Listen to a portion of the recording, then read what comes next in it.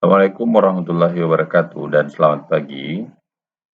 Pada pembelajaran kita kali ini, kita akan belajar mengenai tips sederhana mengajar online untuk memperoleh hasil yang berkualitas.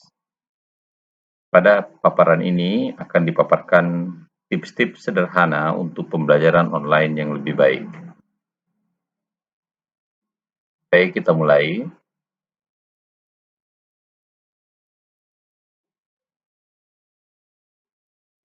Tips yang pertama adalah merekam pengajaran Anda. Jadi, dalam memberikan pembelajaran online kepada mahasiswa, maka sudah selayaknya kita melakukan pembelajaran dengan cara yang bijaksana. Mengajar online tentu dengan melihat kemampuan masing-masing mahasiswa.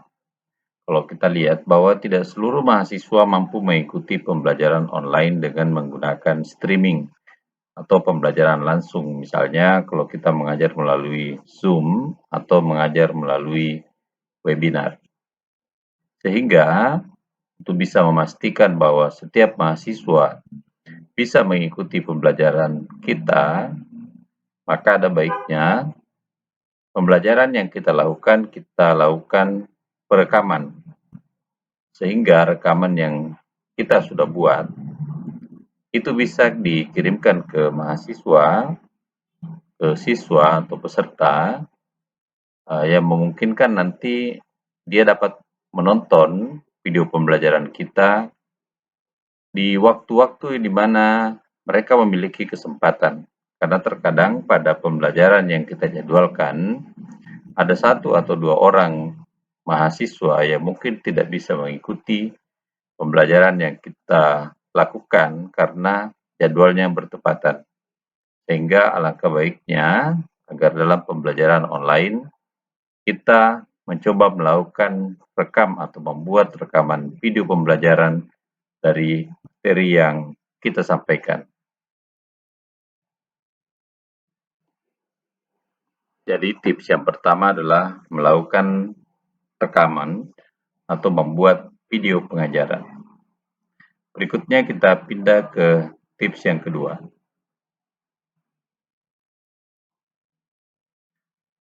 Tampilkan wajah Anda. Jadi seringkali kita dalam memberikan pembelajaran ke mahasiswa, terkadang hanya mengirimkan slide atau slide materi disertai dengan narasi. Maka alangkah baiknya kalau sesekali slide atau materi yang kita kirimkan ke mahasiswa itu disertai dengan video 1 atau 2 menit atau beberapa menit di mana kita melakukan pembelajaran dengan menampilkan kita secara langsung. Sehingga terkadang presentasi yang disertai dengan tampilan pengajar itu membuat mahasiswa menjadi lebih fokus dan mungkin lebih mudah dalam memahami materi yang disampaikan. Selanjutnya kita akan lihat tips yang ketiga, yakni buat video singkat. Video yang efektif dan ideal untuk setiap pembelajaran itu idealnya adalah 15 menit. Kenapa?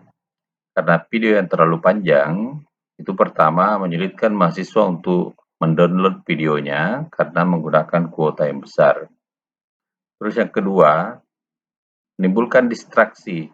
Kenapa? Karena pada saat menonton video yang durasinya lebih panjang, terkadang mahasiswa tidak menyelesaikan menonton video karena terdistraksi dengan kegiatan yang lain atau terpotong dengan kegiatan yang lain.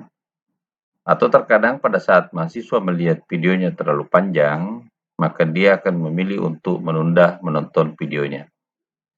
Sehingga kalau materi-materi kita cukup panjang, maka ada baiknya kita buat dalam 2 atau 3 video singkat, sehingga pada saat dibagikan ke mahasiswa atau peserta, maka mereka akan bisa menonton sampai dengan akhir dari setiap video yang kita kirimkan. Jadi tips yang ketiga adalah membuat video singkat dengan durasi video sekitar 15 menit untuk setiap video. Selanjutnya kita masuk di tips yang keempat, adalah periksa slide atau materi Anda sebelum di-share atau di-launching ke mahasiswa. Kenapa? Slide atau bahan ajar yang kita kirimkan itu perlu kita cek dari handphone kita. Apakah materi yang kita sampaikan ke mahasiswa itu adalah materi yang bisa atau mudah terbaca dari handphone. Jadi sebelum disampaikan ke mahasiswa, pastikan Anda telah memeriksa slide, mulai dari ukuran hurufnya, template-nya, warnanya, sehingga kita yakin bahwa materi yang kita sampaikan itu memang bisa terbaca dari perangkat-perangkat sederhana seperti handphone yang ukurannya bisa lebih kecil. Selanjutnya kita pindah ke tips yang kelima. Tips yang kelima adalah gunakan sumber belajar yang sudah ada. Tentu ini tidak mungkin bahwa dalam satu semester ini, karena ini adalah semester yang pertama, mungkin kita melakukan pembelajaran dengan menggunakan online, maka seluruh materi kita sudah eksklusif. Seluruh video-video yang kita buat itu sudah bagus. Sehingga tentu kita membutuhkan sumber belajar yang memang sudah ada, yang sebenarnya masih perlu diolah. Tapi karena waktu dan kesempatan untuk mengolahnya sangat terbatas, sehingga kita untuk saat ini menggunakan sumber belajar tersebut yang masih dalam keadaan mentah, tapi sudah bisa disampaikan ke mahasiswa untuk mempelajari dari sumber-sumber tersebut. Yang mungkin dalam semester-semester berikutnya kita sudah olah atau kita sudah buat konten sendiri terkait dengan materi ini.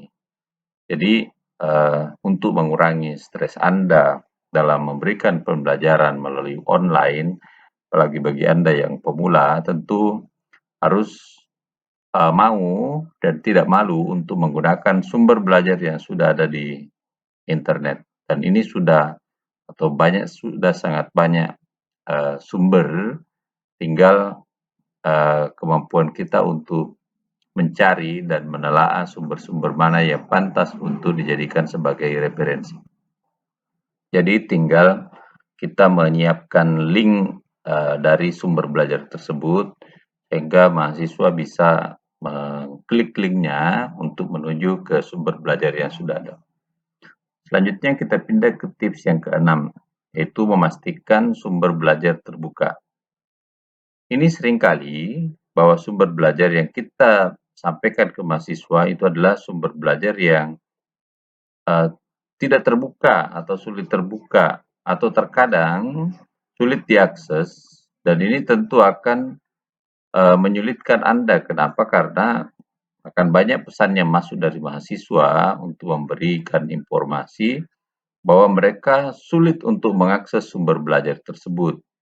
Sehingga ada baiknya kita sebagai dosen atau fasilitator perlu memastikan bahwa sumber-sumber belajar yang kita sampaikan ke mahasiswa adalah sumber belajar yang benar-benar bisa terbuka, termasuk linknya.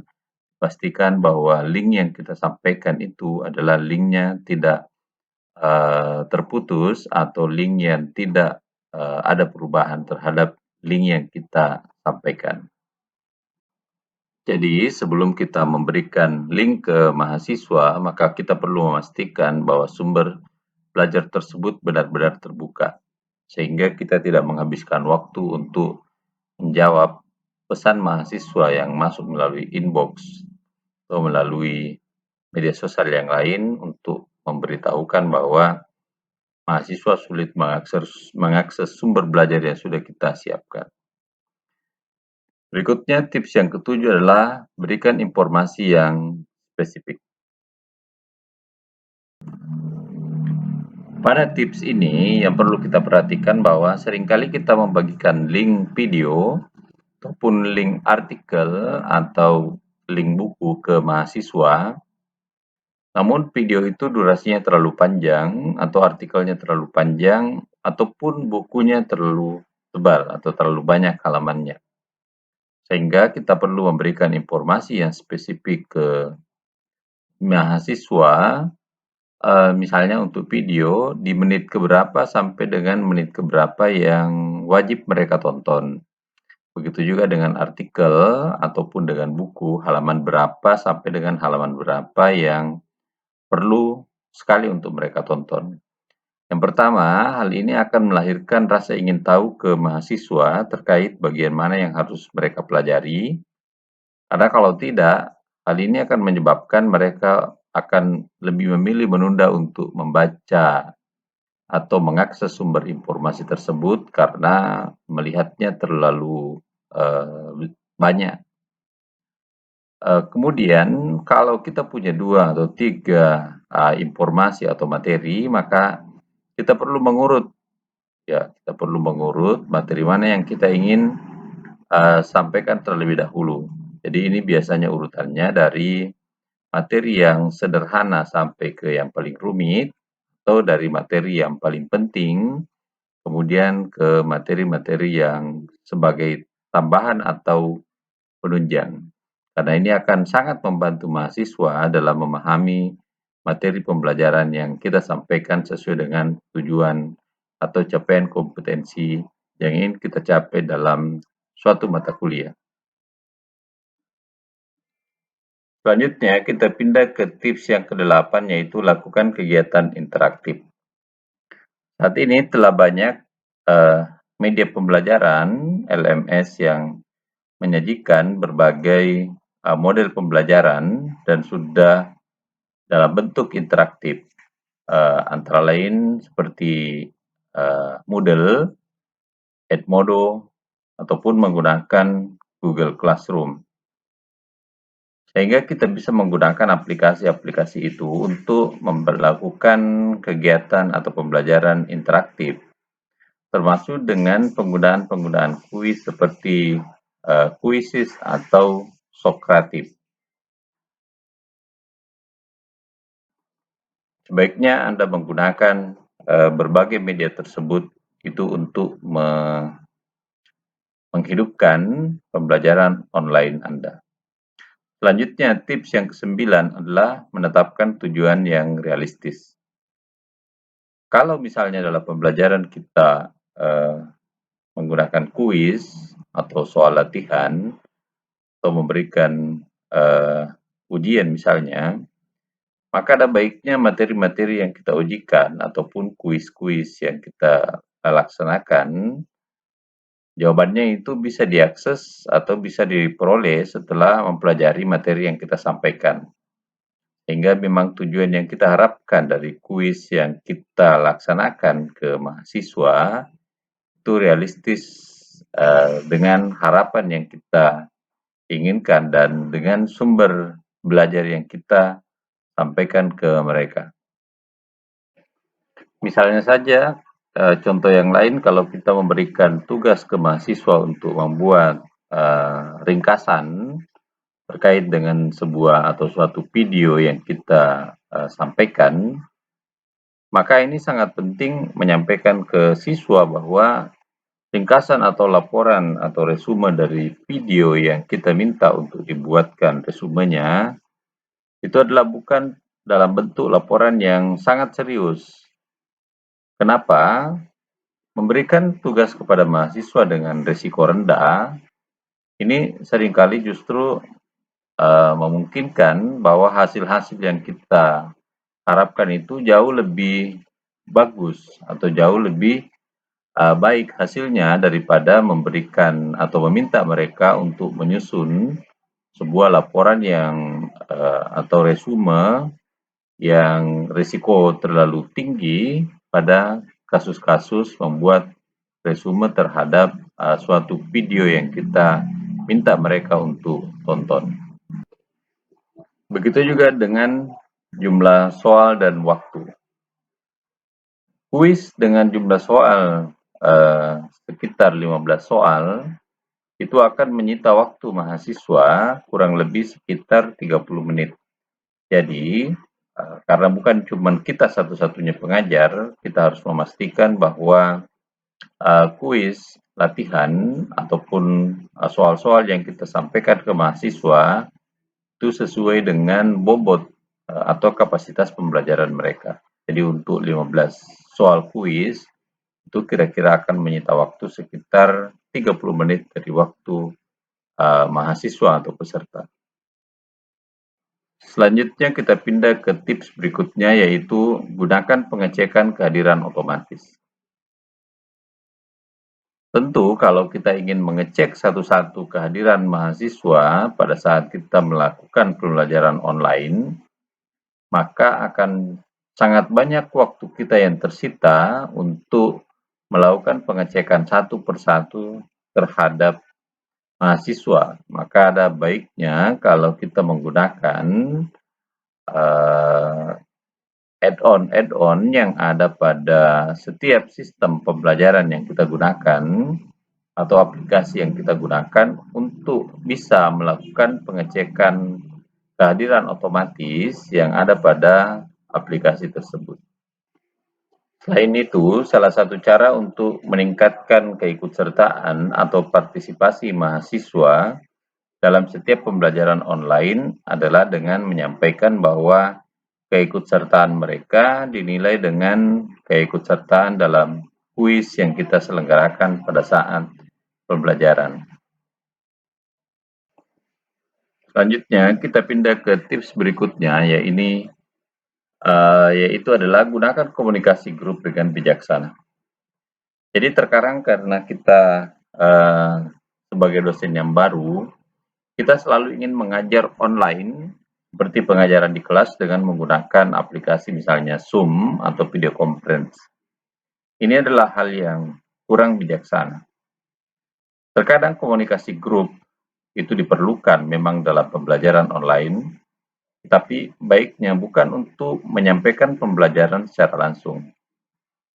Komunikasi grup tetap menjadi salah satu hal yang perlu kita munculkan dalam pembelajaran online, tapi ini akan lebih kepada bagaimana kita mengadakan tatap muka dengan mahasiswa dan kita mendapatkan umpan balik terkait dengan pembelajaran yang kita lakukan, masalah-masalah yang mungkin perlu ditangani atau dibicarakan bersama, dan dalam pembelajaran atau komunikasi grup ini kita tidak mewajibkan bahwa seluruh mahasiswa harus ikut, tapi alternatif ini kita siapkan sehingga kalau hanya sebagian yang mengikuti, itu tidak menjadi suatu hal yang dipermasalahkan oleh kita sebagai pengajar.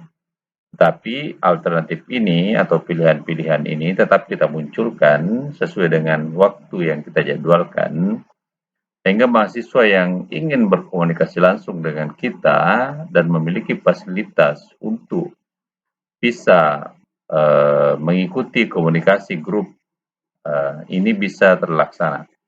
Sehingga komunikasi grup ini tetap menjadi alternatif pilihan yang diberikan kepada mahasiswa untuk bisa bergabung sesuai dengan waktu-waktu yang kita telah tetapkan. Sekarang kita pindah ke tips berikutnya. Tips yang ke-12 adalah berikan kesempatan siswa untuk membantu atau memberi kontrol. Ini terkadang kita perlu membentuk kelompok-kelompok kecil dari mahasiswa atau grup-grup kecil untuk bisa saling membantu atau menjadi support system. Jadi mereka sebelum mengeluh atau mengirimkan masalahnya ke kita, mereka bisa berdiskusi dalam grupnya atau dalam kelompoknya untuk saling mendukung sehingga masalah-masalah yang sampai ke kita sebagai fasilitator itu bisa tidak setiap mahasiswa menyampaikan masalahnya ke kita karena mereka sudah sebagian bisa saling membantu untuk menyelesaikan masalah temannya yang lain. Terkadang mahasiswa memiliki hambatan, misalnya dalam mensubmit tugasnya, sementara yang lain sudah bisa, sehingga dengan adanya kelompok-kelompok kecil untuk kelompok pendukung ini, di mana mereka bisa saling berinteraksi melalui media yang mereka senangi, misalnya melalui grup WA masing-masing atau grup sosial media masing-masing, itu saling membantu dan saling mendukung, sehingga kita juga tidak disibukkan dengan menyelesaikan setiap permasalahan yang dihadapi oleh setiap peserta didik yang ada di kelas kita. Mahasiswa juga akan merasa lebih senang. Kenapa? Karena mereka memiliki dukungan sosial, bukan hanya dukungan dari fasilitator atau dosen. Selanjutnya, kita pindah ke tips berikutnya atau tips yang ke-13, yaitu jangan menyembunyikan perasaan. Maksud dari tips ini adalah bahwa kita sebagai dosen itu tidak merasa sok atau merasa sangat pintar dalam mengelola pembelajaran online.